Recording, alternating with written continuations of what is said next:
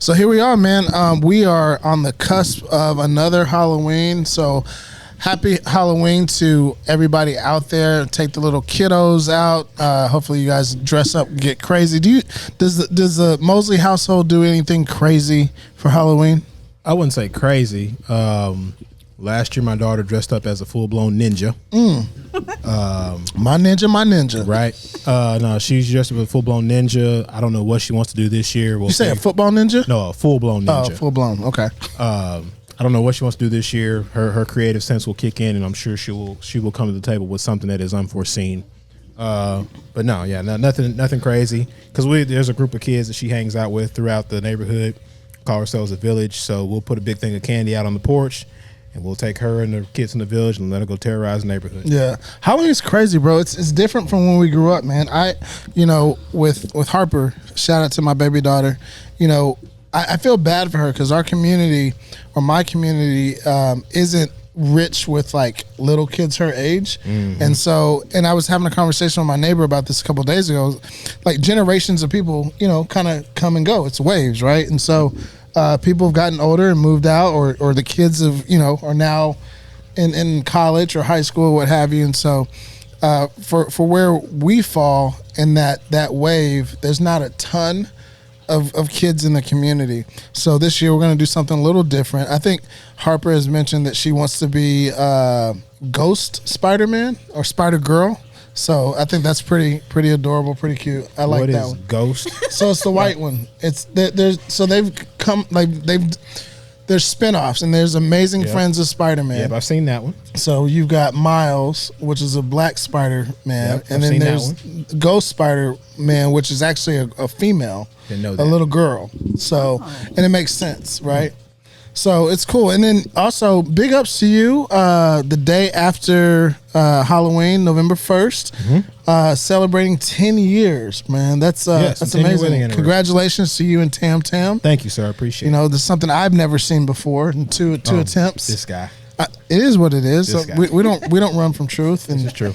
I think that's going to be a really good segue to our next guest, because I've got some bones to pick, but we will get into that here momentarily. That being said, welcome back to the Vision Lab podcast. I'm your host, Ryan Cuffey, alongside my co-host, Mr. Ryan Mosley. The Vision Lab is the official growth mindset podcast for all visionaries worldwide, and we're showing mad love to the cigar community. It's here in the lab where we uncover people's visions and dreams and how those dreams actually come into reality. Folks, it's all about tapping into and becoming the absolute best versions of ourselves through self-discovery, self-examination, and self-actualization. Mo, who do we got on the show today? Cuff, today's guest is a native of Fort Worth, Texas. She is a 24-year veteran of the nursing industry.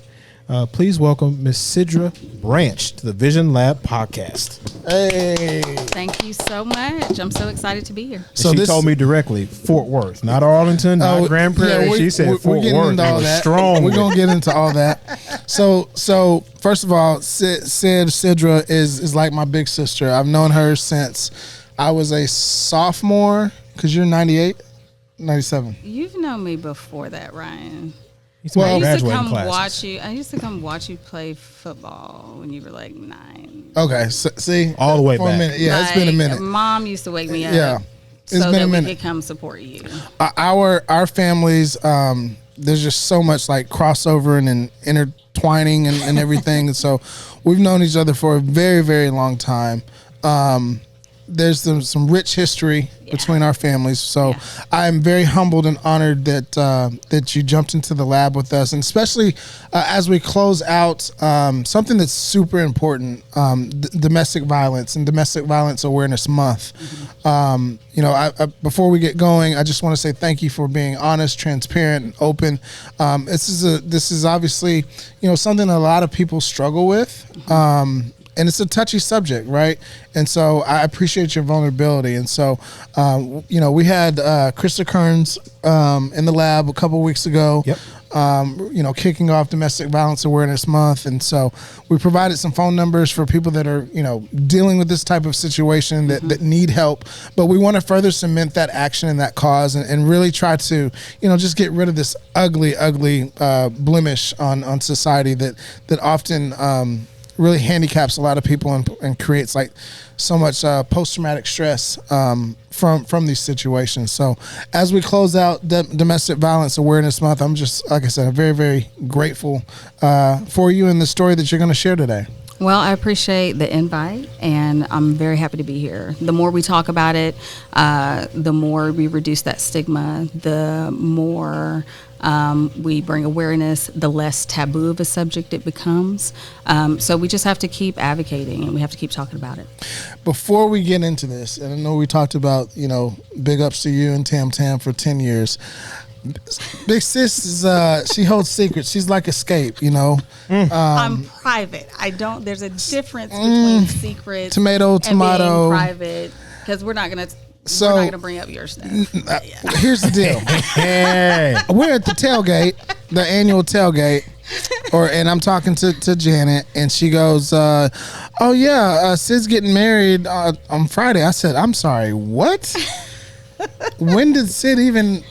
When was she with somebody? Like, you don't just up and marry somebody. And so apparently you do. I guess so. I mean, dude, I'm very happy, very grateful. I know the history.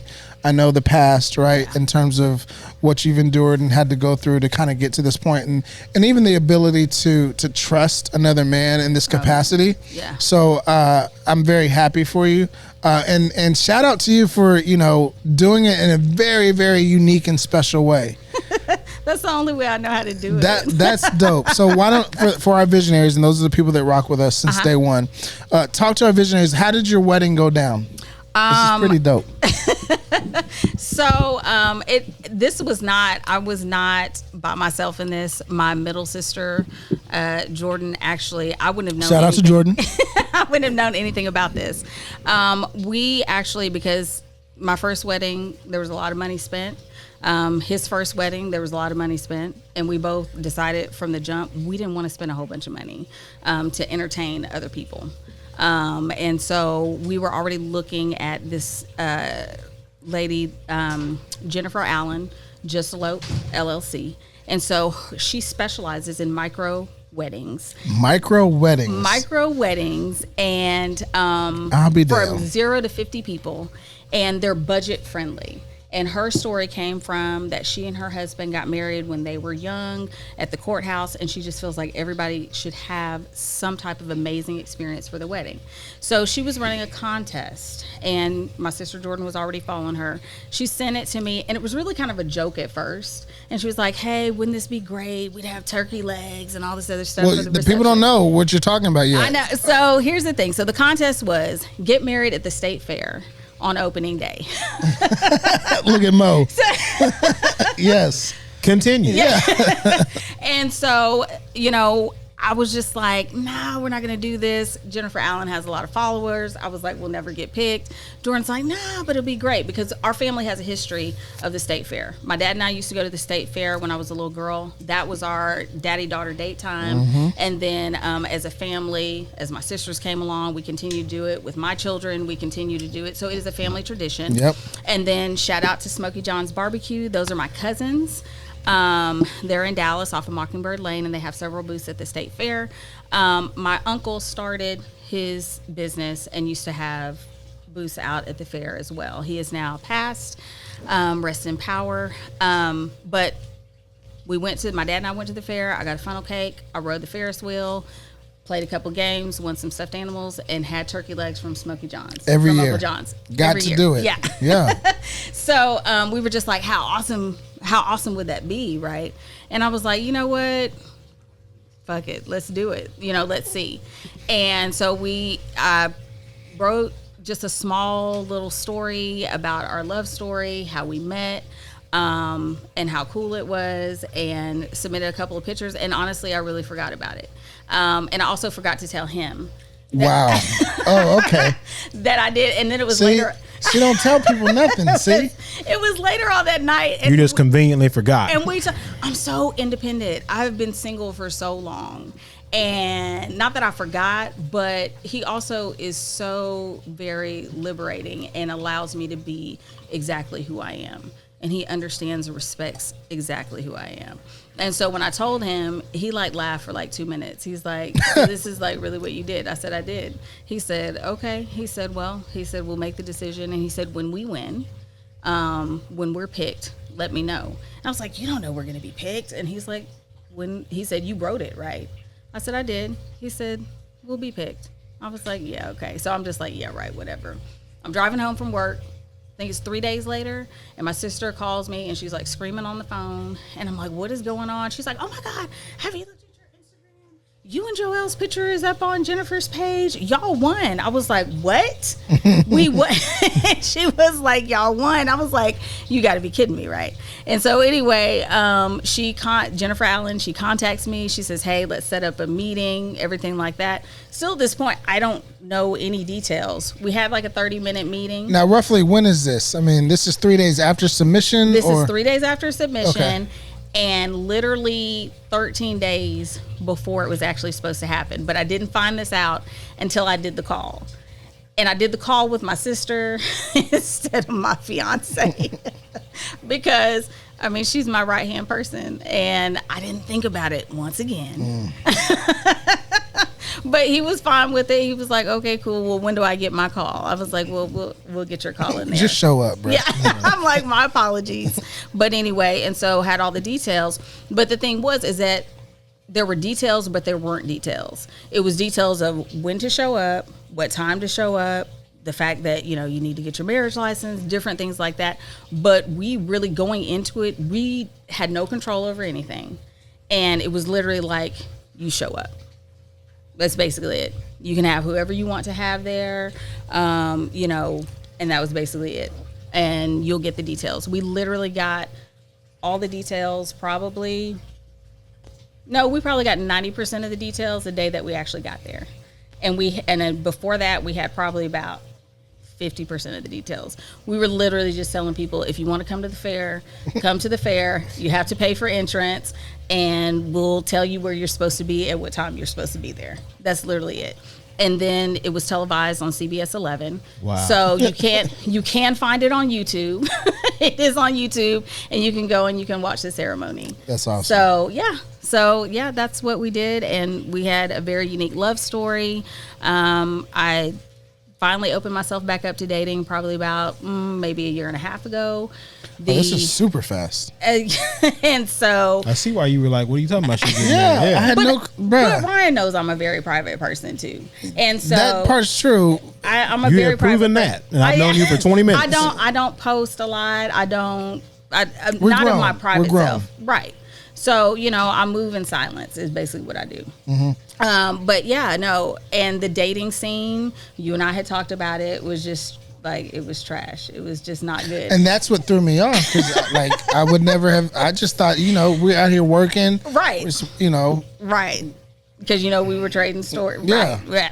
So anyway, I was about to go back inside permanently because I told my friends I'm tired of being outside. Like, I'm tired of putting on makeup. I'm tired of going out and wasting my time. And one of my friends was like, hey, why don't you try online dating? I said, I can attract crazy, outside. I don't need help attracting crazy online. And she was like, no, look, seriously, here's one that I think you should go to. Blah, blah, blah. She's like, it's so easy. She was like, you can dismiss people just by swiping left or right. And I'm like, this is crazy, right? And so I get on there, I create a profile, and I'm like, this is still crazy. Like, what am I supposed to say? So I only filled out a couple of the things. I filled out the absolute minimum that I could. I submitted the absolute minimum pictures that I could. And then I also paid for a subscription so I could see all of the analytics behind it. So I could see who swiped, who said something, I could see everything from my side. And then I could also see if they had a subscription too, because I was only going to entertain people who had a subscription and liked me first. So yeah, so I was very detailed in how I move through the dating apps. Let it be known that women are calculated, bro. Oh, absolutely. Y'all are calculated too. Don't do that. Way more. Way more. Way more. Way more calculated. Y'all You're talking about, calculated, too. okay, I'm not even finna date buddy if he's not even subscribed. You gotta be completely plugged No, in. because because if I felt like you at least had an 80% chance that they were pretty doggone serious about why they were there if you're actually paying for a subscription. That was my thought process. That's the mind of a woman, though. It's all good. I mean, It's the yin and yang. Yeah, of 100%. It's the dynamic of men and women. That's all it is. Me and my wife had this conversation the other night. yeah. And then after that, obviously, it goes to the conversation and how you interact and everything like that. Of course, because I still, even with that, ran into some terrible duds. But, but I met my husband, and so it's amazing. And can we say his name? Joel. Yes. Shout out to Joel, brother. Looking forward to meeting you one day. Didn't know you existed, my guy. Until a couple weeks ago. Yeah, basically. But again, I'm super happy for you because this goes way It back. does. And It so I think that's a great segue into kind of like why we're here, what we're talking about. So why don't you kind of talk about, since this is Domestic Violence Awareness Month, right? You had some unfortunate encounters and experiences. I did. And not just, one-offs, like for quite a period of time. So what would be your advice to someone that is, dealing with or challenged with in the midst of, dealing with some domestic violence? Because we were having some really good dialogue off camera. And I want to kind of break that down because I think it's important for victims to know that there are resources, that there's help, and that people have done, walked in your shoes before, right? So like, I don't think, we live in this information age, right? And there's so much information that's readily available at our fingertips that probably was not available, when you were dealing with what you were dealing with. Yeah. I think the biggest thing is that for the individual that's actually in the situation is that there are resources literally at your fingertips of people who are actually trained to deal with this and trained to deal with helping an individual who wants to get out of an abusive situation. The other thing about it is that I think it's a two-part thing because victims are always so isolated. So that community that is around that victim needs to have a certain sense of empathy that I don't think is talked about enough. Okay. And it is that non-judgment because a lot of people are like, oh, well, they grew up in a great family. I came from a great family. My dad didn't abuse my mom. I didn't see that on a regular basis. But that was my first experience in my first marriage. So let's back up though. Okay. You're saying have empathy for those that are dealing with it, but how do we know you're even dealing with it? Because to your own attestation, right? Like you're very private. So not saying you specifically, but if we don't know that you're even dealing with this, how can we be empathetic? How can we be a shoulder to cry on, right?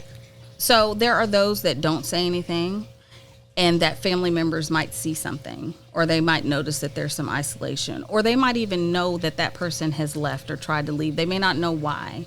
And they're just like, oh my gosh, I can't believe that they're going back. Or, he's a deadbeat or he's sorry. He didn't take care of the kids or he leaves all the financial responsibilities on that individual or anything like that, right?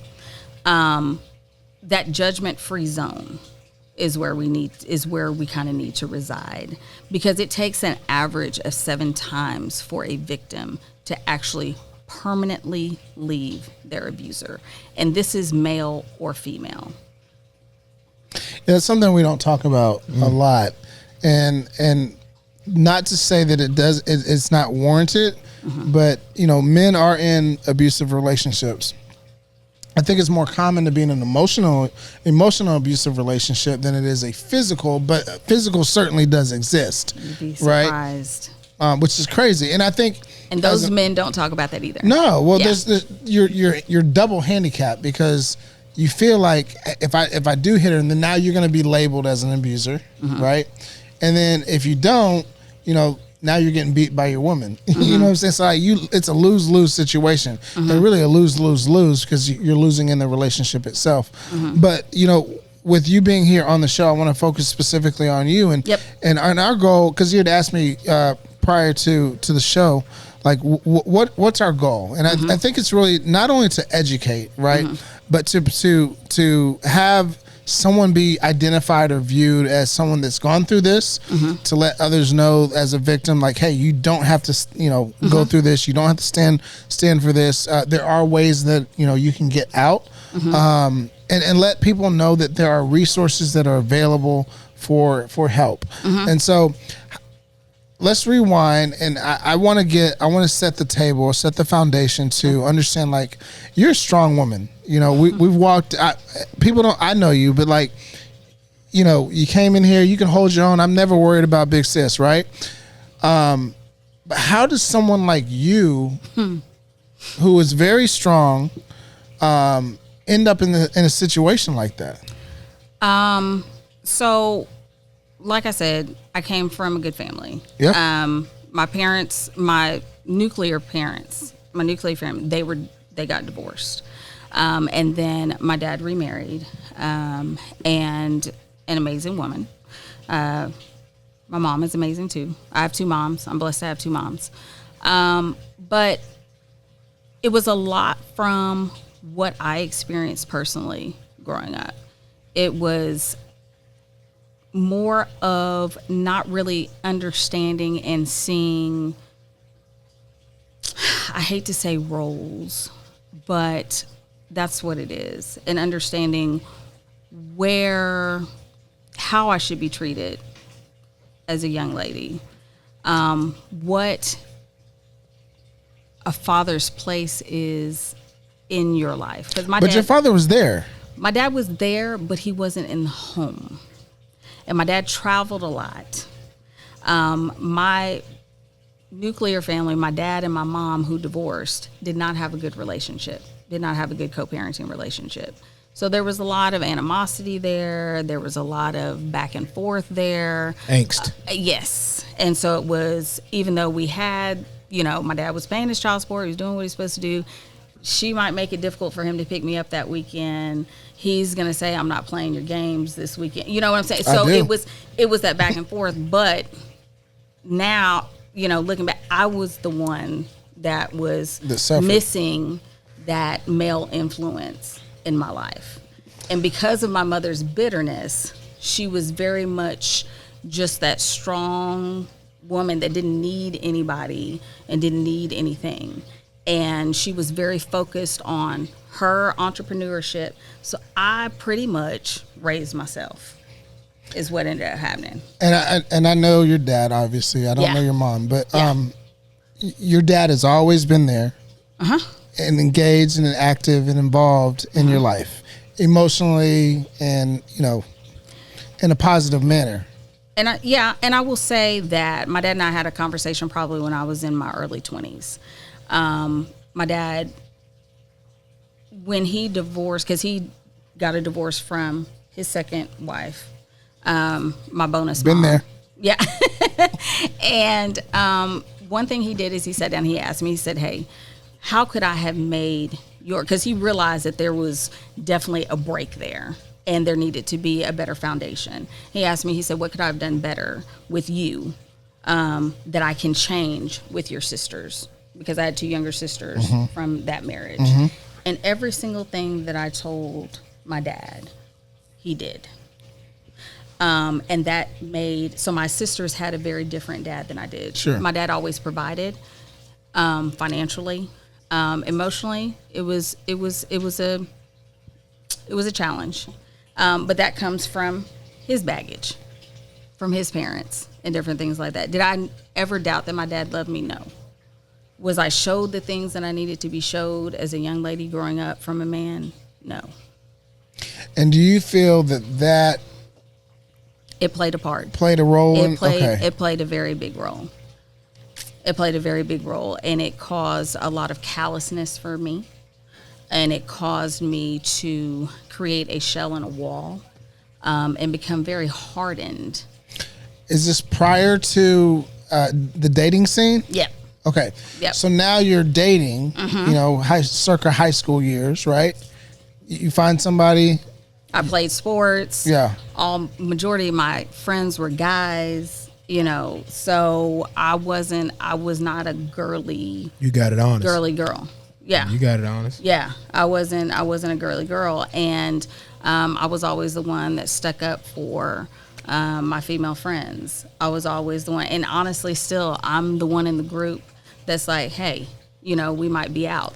And I'm like, hey, you need to go on, move around, bro. But that's where it started, and I had some very unfortunate incidents with some male guys that I dated. I was raped, and I was beaten at 13. Oh. And after that, I became even more cold and callous. Did you share your rape with your parents? I tried, and I didn't share it with my dad. And the individual that I told in the church told me that it'd just be better not to say anything. Was this a church member? Yes. There it is. It was an advisor in the church. There it is. I was going to say. And that actually has been kind of stamped me and scarred me with my spiritual journey that I struggled with throughout my adult Understandable. life. Yeah. Like, God, how could you allow this from somebody that It's supposed to be in a position where, yeah. Right. a leadership council position? And my stepdad is a minister. My mother is a first lady, because my mother got remarried when I was 13, and we moved to Connecticut. So that is the definition of I call it like your inner constitution. Like it's messing with your foundation. Like everything you're supposed to hold and be able to stand upon cracked. is completely fractured. Yeah. It's fractured. Yeah. Wow. Yeah. And I was also molested as a child as well. So you hitting the bingo card, ain't you? Yeah. Man. This is deep rooted. Yeah. Okay, so And it was a known individual that had also caused harm to other members in my family, and I won't express that, but because that's their story. Sure. But it was known. So we had molestation at a very young age, Yes. raped at around 13 years old. Yeah. So the pattern is already set. Yeah.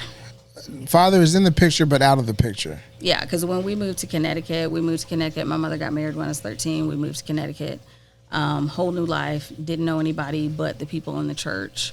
And my dad wasn't even given the opportunity to try to fight for me to keep me here in Texas. He would have lost anyways, unfortunately.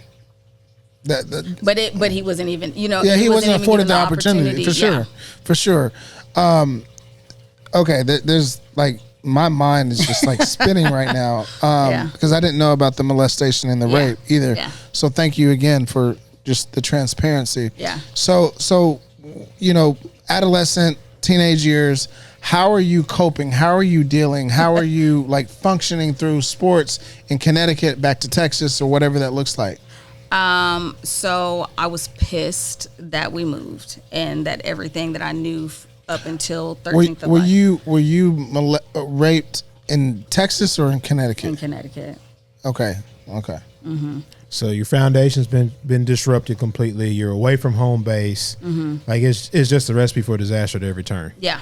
And I was already angry that I had been yanked, literally ripped from everything that I knew here in Texas, family, friends. And at such a impressionable age. That's that fragile age because you're really trying to get your feet underneath you. Okay, who am I in the world? And you're really at that point, you're really trying to discover who you are, and everything's just shaking up and down. Like, Yep. I lost interest in sports when I moved up there. One of my favorite sports was field hockey, which in the New England states is huge. Yeah. So that was like prime, and I should have been so excited and so happy and whatever. And I those 2 years that I stayed up there are pretty much like a blur for me in my life. So 13 to 15, yeah, the summer of me turning 16 was kind of like a blur. And you said coping? Yeah. There wasn't coping. I was drinking. I was drugging. I was It's self-medication. dating men. Older? Men Yeah. that I had no business dating, talking to. And some of them came from the church community.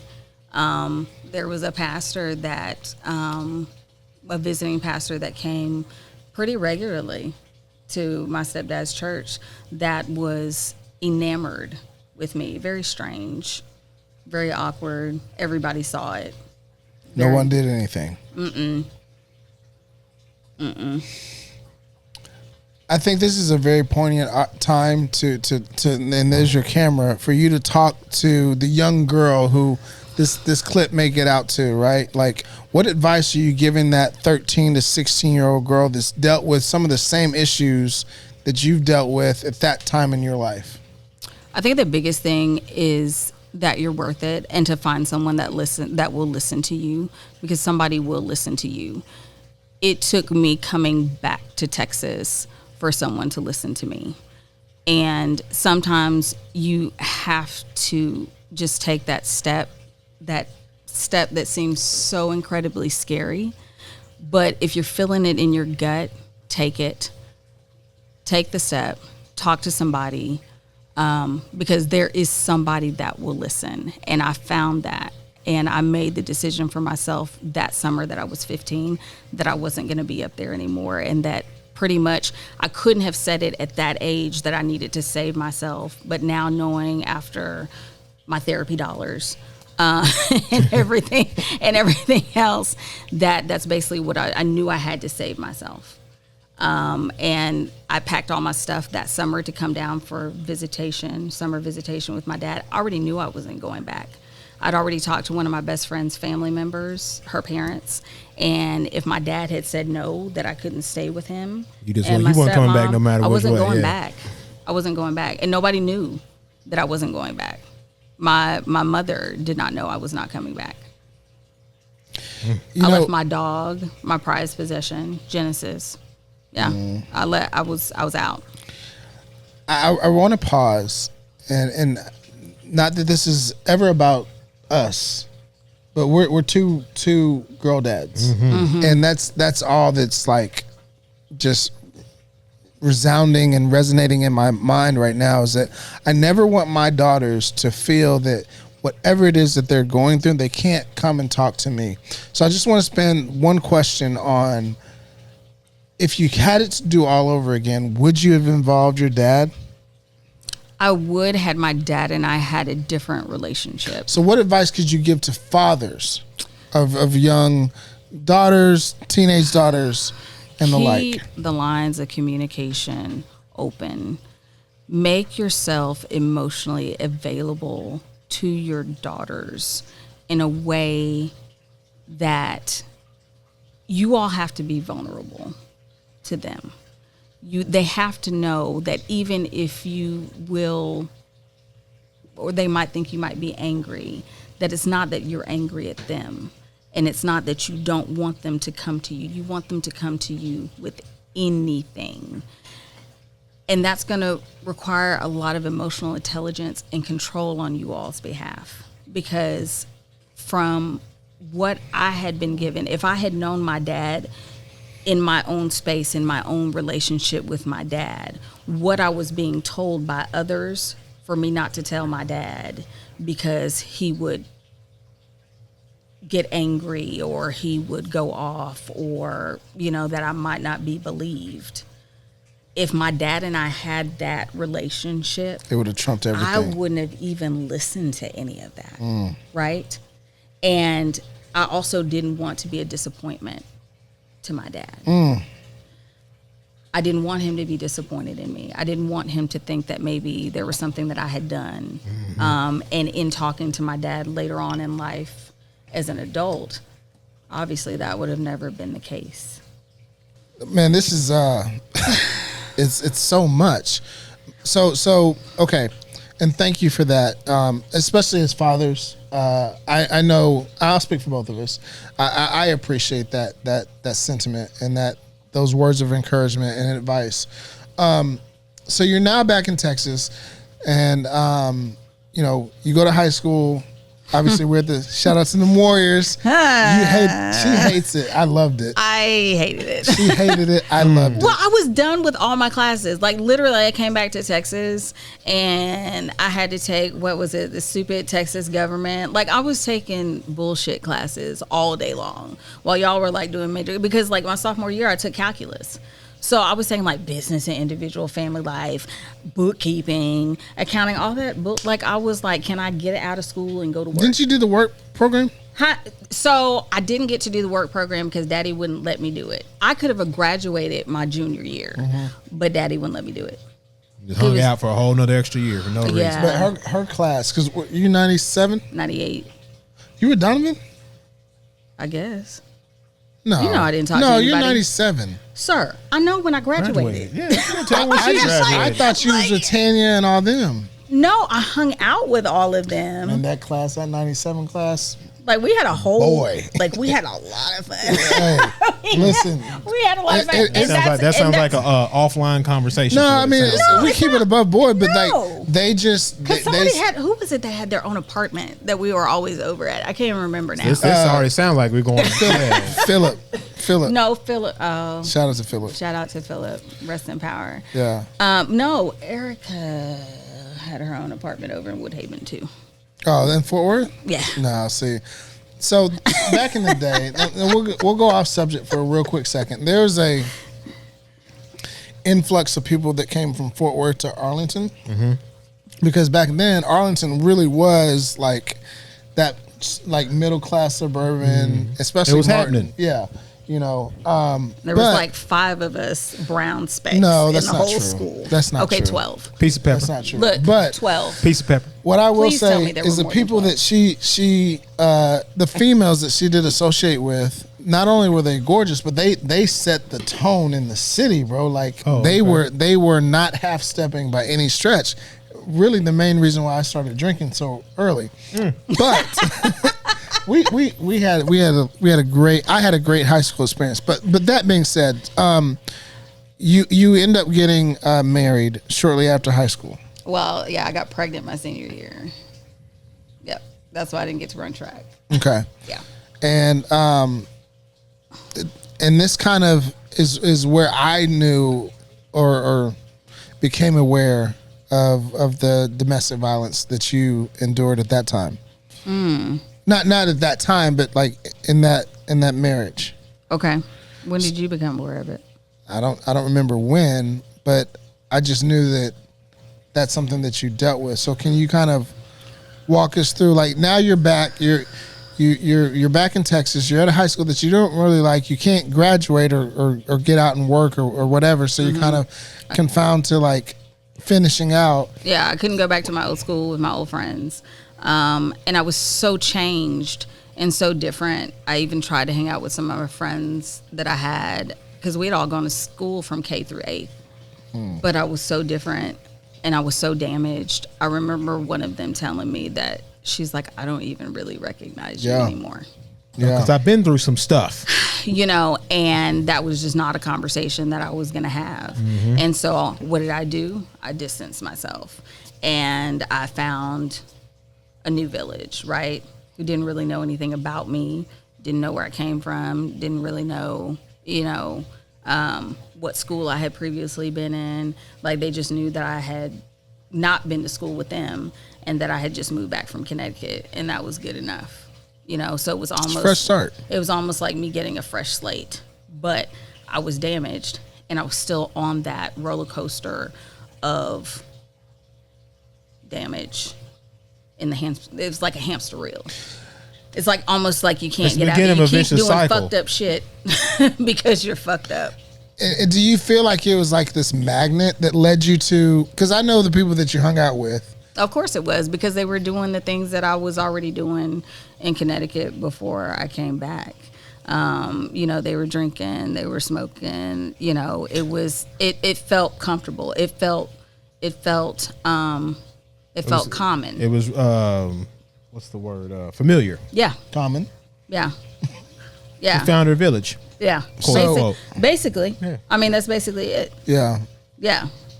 And I met my future husband pretty much because I drank him under the table. It's pretty much how it worked. That's impressive. So yeah, I understand the history, so that's why I'm saying it's impressive. So yeah, I mean, you know, and I listened to Screw and I listened to trap music and I ran with dudes. I mean, that's what I did. I didn't trust females. I mean, obviously, you know, I associated with some of the females at our school. But as soon as we got out of school, we were over at O.D. Wyatt and whatnot, Dunbar. Doing what you do. Yeah. She can't wait to go back to Funky Town. I do not tell people where I graduated from. No, 'cause she it really doesn't. wasn't a choice. She doesn't claim it at all. I don't. All They send me the request for the reunion. I'm like, I didn't graduate from there. Okay, what that diploma says. Hey, actually, we just had a reunion too. So and I was not there. yeah. All right. So you're now married. Yep. Married with a baby. With the baby. Yep. And on paper, it looks good, right? It looks good. He went to the military. Yeah. On paper, it looks good. Off paper, it was a freaking train wreck. And when you have two damaged people, I don't want to, you know, relationships take two people. They really do. But, you know, when you've got two damaged people, it is a recipe for disaster. And when you've got two immature And you're children, young. children who got married trying to raise a child, you all don't know how to emotionally regulate. You don't know how to, you know, do I think he loved me? Absolutely, to the point that he could. But yeah, it was definitely an emotionally, physically, and financially abusive situation. So how did it become physically abusive? Because I mean we've dealt with a molestation, we've dealt with a rape, and So I fought in high school anyway, and I and I fought with my play brothers and everything like that. So one thing that I realized is that, you know, for me, my idea was that domestic violence is, you know, you're getting beat to a pulp and you're not fighting back. You can't defend you had a yourself. Tina Turner kind I of had a really complex warped sense of understanding what that really was.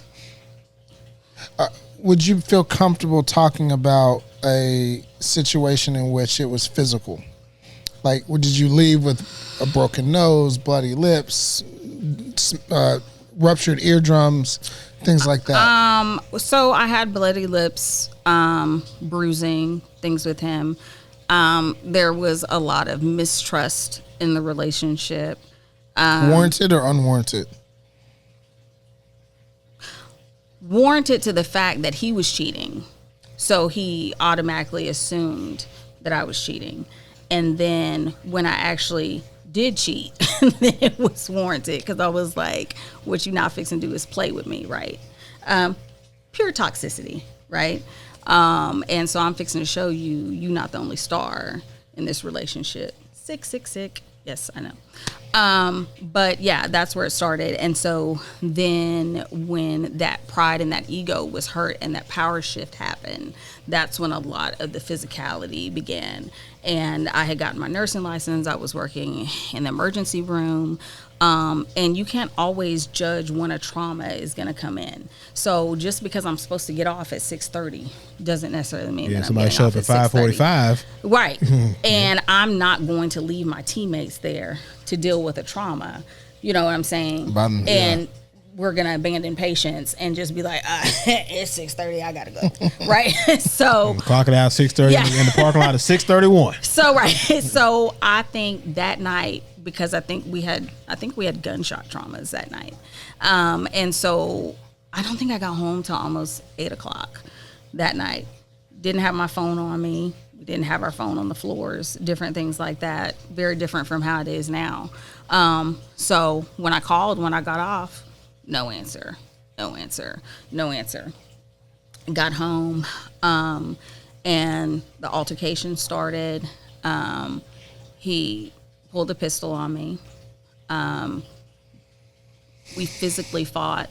He overpowered me. He told me he was going to shoot me. I'm not sure in that moment whether it was just pure adrenaline.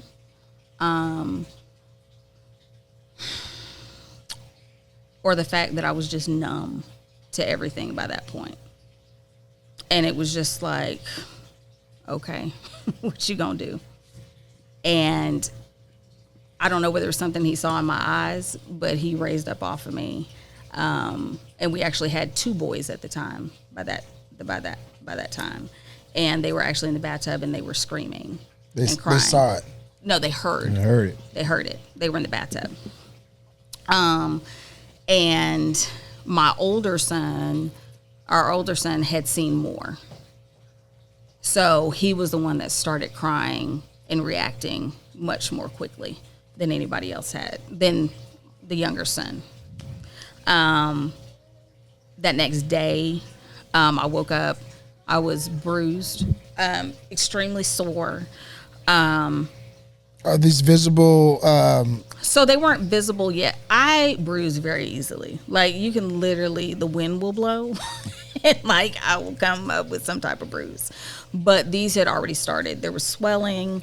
I could not walk because there was injury to my hip. And I remember going to the grocery store that morning after dropping the kids off at school and daycare. And I was literally walking through the parking lot with a grocery cart, and I was just like, what the fuck just happened? You know what I'm saying? Like, we had physical altercations before. I pop him, he gone somewhere, you know what I'm saying? Leave me alone. But that one, I was just like, I really did not know really what to do, because my dad didn't want me to marry him. I had my son right out of high school. My dad didn't come to my wedding. He told me, you know, you made one mistake. I'm not going to stand by while you make another one. You're going to do this one on your own. So I really felt like I was alone. And at that point in time, we had just gotten a house. I was like, I really don't know how I'm going to do this by myself. And I remember him coming home that night, and he said, you know what? I thought you were going to be gone. And I was like, really? And now that I look back, there was no apology. There was no remorse. There was no anything. It wasn't even, I'm not going to do it again. But I was just like, you know, I made it through this, so maybe this is the worst. And that's actually what I was going to ask is, and so many DV victims are in this spot. Why did you stay? Because for me, now I know.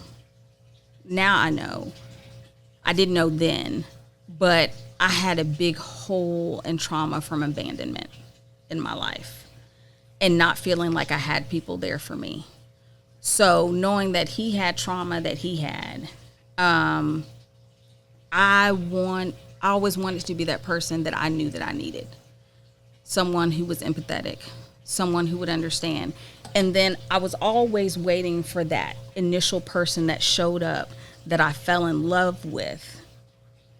As much as I could love at that age, and with my experience, and with my trauma, I would kept waiting for that person to show back up. Because you showed me that person at some point in time. So that person's in there somewhere, right? And if I walk away right now, and that person comes back, what did I miss out on? then I missed out. Yep. FOMO. Then I missed out. And then I'm not going to give up. And we hear that, and this is in no ways disrespect, but I know that the visionaries that are listening is like, well, hey, you just got your ass beat, and now you're saying you're hoping that this the person that you fell in love with comes back. But you just also said that you had your 2 babies in the tub, and the oldest was screaming, crying, and seeing it. Like, at what point does your focus shift on, okay, it's not just about me, but on my babies? It didn't shift until my oldest started having behavioral problems at school. That's what I say. I was going to ask you, like, what was your true breaking point? My oldest started having behavioral problems at school, and I don't even remember who told me this, but they said that the next call that you're going to get is going to be From CPS. Yep. That shit scared the hell out Because of me. now it's no longer contained inside the walls of this house. Exactly. People outside understand what's going on. And like you just said, if I'm not going to do this for me, I got to do it for my kids. And I can't hide it anymore. Right. And nobody's fixing to take my kids from me. Yep. And I was like, okay, if I can't, internal dialogue, if I can't do it for myself, I'm going to do it for my children. And honestly, in that space, and it's as damaged as I was as a young woman, that's what gave me the strength to leave, was them. So I had to do it for them until I could do it for me. And that was one of the hardest, scariest decisions I made. I started probably about 2 months before I actually left. And I started moving things around the house. And I was always rearranging furniture and stuff like that. And I started taking stuff out of the house that was valuable to me. And then... So you knew Oh, yeah. whenever it's going to happen. Yeah. But I'm getting ready. Yeah. So if there was a time coming up in the time frame that I had given myself to get out, and I think at that point in time it was maybe 2 months, because I was trying to get 2 months of paychecks up under my belt. Okay. Right. Okay. And was going to break the lease where we were living.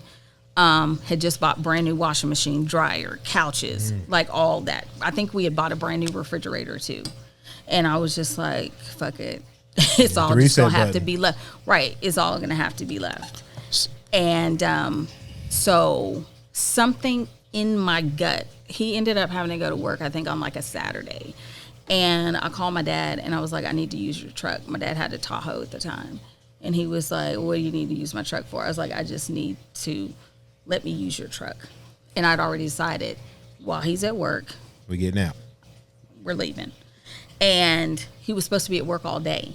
I literally left, I think, about 5 minutes before he called me at lunch. And I picked up the phone. I was like, what's up? He's like, hey, what are you doing? I was like, I'm heading over to my dad's house. He's like, well, I'm off of work already. And I was like, holy shit. And my heart starts pounding and starts sweating. And he's like, well, I was like, well, where are you? And I could hear him turning the key to get in the house. And he was going to see all of majority of the stuff gone. I mean, not like the couches and stuff like that, but you could see when somebody leaves, stuff, right? yeah. Like, it's gone. I was supposed to make another trip back to that house. Can't do it. I didn't. And he literally told me, he said, you got to be fucking kidding me. He said, bring your ass back to the house. I said, I'm not. I said, this is done. This is done. And there were more expletives and threats to my life, and he was pissed, and he told me he didn't give a damn about my dad, and you think you're over there hiding with your dad and everything like that. And I didn't even tell my dad everything that had been going on until maybe a week that I had been there, because he was like, okay, what's going on? Something's not right. You've been here in my house for a week. You've been here in my house for a week. You don't live here anymore, but you live here all of a sudden. Right. And he's like, so yeah, and so I had to tell him. And he just looked at me. He said, well, are you done? And I said, yes, sir. I said, I'm done. And he said, okay, well, if you're done, you need to get an attorney. You need to get a divorce. You need to get going. And I was just like, well, I'm not, I'm not ready for all that. He said, you said you're done. And now I have my dad involved, right? Mm-hmm. And you know my dad. Yeah. Ryan knows my dad. My dad is no nonsense. Yeah. Period, point blank, end of story. And so he got me an attorney, and I paid for the attorney, visited the attorney, and like the next 6 months, I think, of my life were like pure hell. But the reason why it was pure hell is because of what was said when you were leaving. It was because of what was said when I was leaving. But I want to extrapolate on that, right? Yeah. Like, so people need to understand there was a threat on your life. Mm-hmm. Mm-hmm. Yeah. And what was, and my dad. What was communicated to you? Oh, that he was gonna kill me. Yeah. He's ready to go. He's ready to go for the gusto. He was gonna kill you. And whether he was mad in that moment or whatever. The biggest thing is that I have learned is that expect the unexpected. You don't know what's gonna happen, and he played with me because in the state of Texas, you can get a divorce off a default in 60 days. Right. What does that even mean? So basically that means that if the non-petitioning party doesn't show up and doesn't present anything with another attorney saying that they contest the divorce, then the petitioner gets the divorce. Gotcha. Right. Well, so translation, if you're not even going to bother to show up to fight for it, then you don't. But be here anyway. Eventually he did. Oh man. So when you show up, then it resets. Ugh. And he didn't want a divorce. And he told me he didn't want a divorce. And he would tell me that he wasn't going to give me a divorce. He told me all kinds of crazy stuff. Yeah. Sheesh. Yeah. All kinds of crazy stuff. So for the next 6 months or so, is there a fear for your life? Yeah. I think my family was more worried than I was. And I probably should have been more worried. But I was trying to rebuild my life. But okay, let's go into the psyche of that, right? Like, are you thinking, oh, this motherfucker bullshitting? Like, yeah. he really ain't about that? Yeah, because he loves me.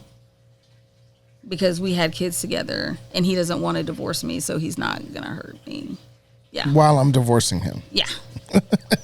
I know, twisted. No, not really. I mean, no. It speaks to the mindset. But that's something that people need to understand. It's not a logical. It's not that you don't love this person anymore. It's not that you don't love this abuser anymore. The love that you have for that person is real. It felt like my heart was being ripped out of my body, even though this person caused such harm to me. And for so many years, it was still so painful to separate from that. And I think that people think that because you're being hurt, that automatically like that love just dissolves, and it doesn't. So as we push the ball forward, you go through this roller coaster. When does he finally agree to the divorce? He doesn't. He missed the default. And you finally got free. And the judge was tired. Gotcha. And same judge? And even, yeah, she was over it. Oh, wow. And she was like, do you know how much money he makes? And even in that, I knew how much money he made. But I didn't. I gave her a lower rate. Protecting him. So, okay, that's huge. Because we heard it from and yeah. What? And there was a car that he wanted that we had that I was gifted by his grandfather, and his grandfather put it in my name so that he could not take it from me. And I told the attorneys, give that to him. I don't want it. And that car to this day is still in my name. Why as a victim, so many visionaries are going to want to know, why as a victim do you protect your abuser still? There's still a love there. There's still that current of somewhere I don't want to do sweet you. At a certain I point. don't want to do you how you did me. There's still a piece of compassion. There's still that I see that initial person that you introduced me to. There's that piece of that heart that you still introduced me to. And because I experienced everything that I experienced even before him, I still didn't want to inflict that hurt on him.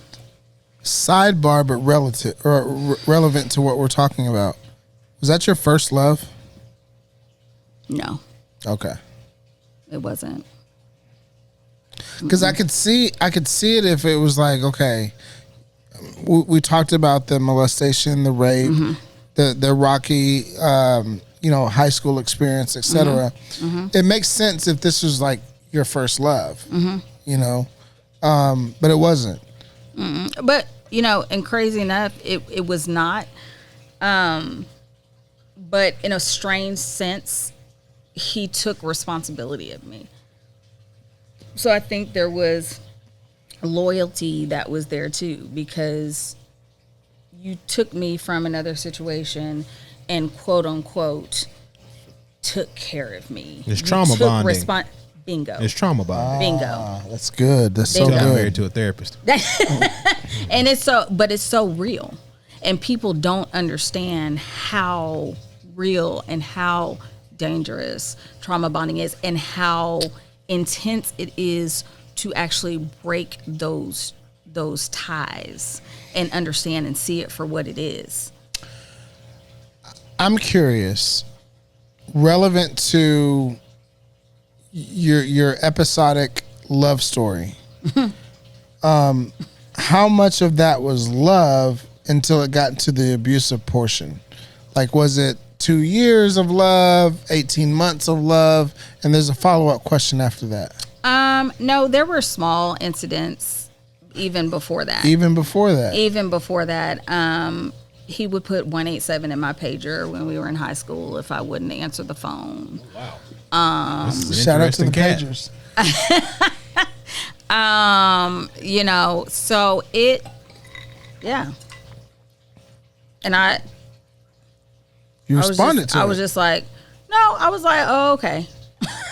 Like, literally, because I had messed with drug dealers up north. Like, I had messed with some really grimy dudes. So he wasn't scaring her at that point. No. She'd already seen it all. But wait, there's more. Jeez. We've already had a full dinner. Yeah. Well, we're going to go for another round.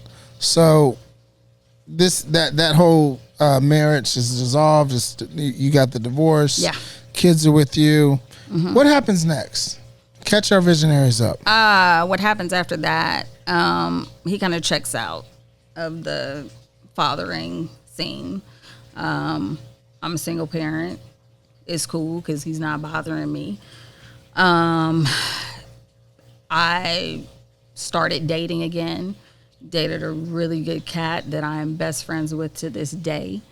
But I didn't see or understand the need. I put my boys in counseling, individual counseling.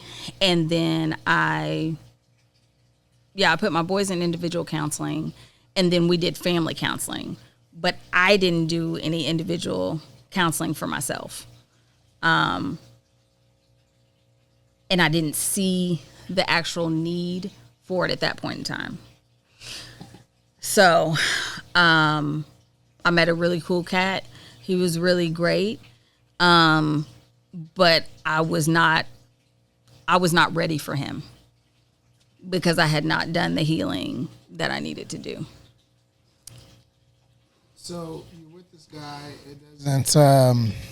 And he's amazing. Like, You're not ready. No, he's amazing. He embraced my children. He treated me better than anyone I'd ever been with before. He never cursed at me. He never called me out of my name. He never raised his hand to me. Just amazing. Yeah. So it's so interesting to me that. But I didn't know what to do with that. You had a good dude. I didn't know what to do with it. I didn't know what to do. Circa your age. How old? Late 20s, 30s? 23, 24. I know you're only 32. 25. No, I'm 44, baby. Like, look, I'm proud of my age. I am. I've lived a lot of years in these ages, and I know that there are a lot of people that don't make it. Yeah, that don't make it to this age. The reason why I asked that, So I was 26, 27 because he helped orchestrate with my family without me knowing, like, a surprise birthday party for me that nobody had ever done anything like that for me before. And you threw Buddy to the curb. So there were some other issues. Buddy was not perfect. He was great, but none of us are perfect. He was not perfect, and there were things that I saw as red flags, which were legitimate red flags for me at that time. But had I been in a healed state, or at least in the healing part of my journey, I would have seen that was not enough to throw that away. Because I remember going on our first date, and I came home and I told my middle sister, I told Jordan, I said, I think I just met my husband. And yeah. What did given everything you had been through up to that point, what did your sister say? Oh my God. Like, she's. Yeah, but that's who she is. Okay. She's the kumbaya sister. She's a cheerleader, you know. She's the kumbaya sister. Yeah, and she's going to rock with me. She's gonna rock with me regardless. Now she's gonna say what she has to say. She's gonna rock with fairy, me. Yeah, for sure. We definitely call her the kumbaya sister. Yeah, for but sure. I told some of my adult friends who were in the same space as I was too. You know, I told them, and they were like, "Wow," you know. And they met him, and he was at everything. He was up at like 7:30 in the morning at the boys' soccer games. Like, dude was there, and it was the first time that anybody outside of my family had gone to take my boys to get a Mother's Day gift for me or a birthday gift for me. I never had anybody do that, including my ex-husband. So what we know historically, and we had Chrissy Kearns on the episode earlier this month,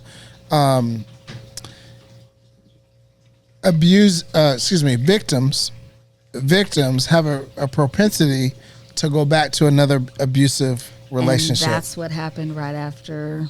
So we have a marriage, falls apart, abusive, domestic violence situation. You find a good quality dude that has some red flags, but who doesn't? Yeah. And then you leave that situation, and then what happens? I go back to what's familiar. And before we go, hold on, time out. Familiar, you didn't go back. Yes. No, not back to my ex-husband. Okay. Yeah, not I was like, okay, I don't know if I can take too much more now. Something else in a different package, squared.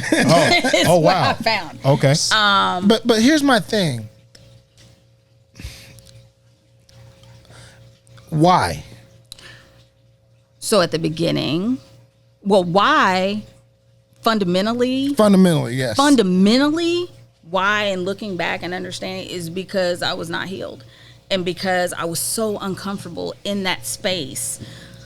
I didn't know what to do with that relationship and with that and those interactions. I want to clear this up. Because I don't want it to be missed. You're uncomfortable with what could be perceived as a healthy relationship. No, I was uncomfortable with a healthy relationship. Exactly. Yeah. Like that, I mean, we won't paint it, we won't glaze it. I was uncomfortable with it. So it's like what they say with drug addicts and alcoholics. When you spend so much time being drunk or high or under the influence of something, sobriety to you is the common person's chaos. Yeah. You're used to functioning in chaos and uproar and some type of crisis. So when it's quiet, that makes you nervous. And I didn't have any of that for 2 years. And he was very intentional about telling me that he wanted to be with me, that I was the only one that he was with. Everything that you want out of a man. He did what he said he was going to do. He was where he said he was going to be. He was hella consistent. Like, all of those things. His mom and I got along great. Like, we threw it all away because of a couple of red flags. But at that time, I could not identify that those were things that just needed to be worked on and talked about.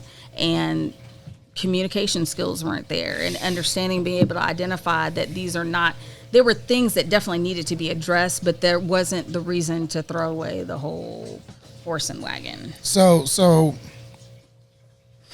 we forego that opportunity.